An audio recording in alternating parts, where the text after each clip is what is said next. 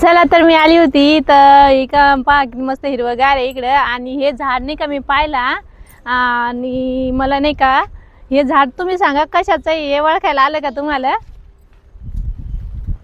हे हे नाही का मी तुम्हाला दाखवते.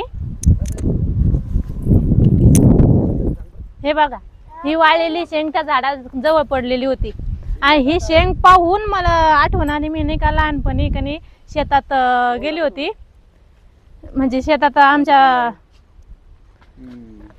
घरच्या नाही झाडाचं नाव नाही सांगता येणार मला आता, पण मी नाही का लहानपणी तुला माहिती का? मला नाही माहित. अहो आपल्याला कमेंट मध्ये सगळेजण सांगतात, मला नाही माहिती पण सगळेजण मला कमेंट मध्ये सांगतील की या झाडाचं नाव काय.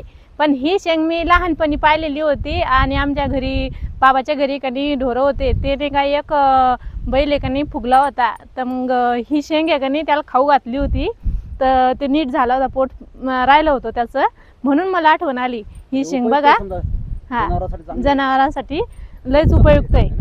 हा चला तर मग सांगा कमेंट मध्ये. वारं सुटलंय मस्त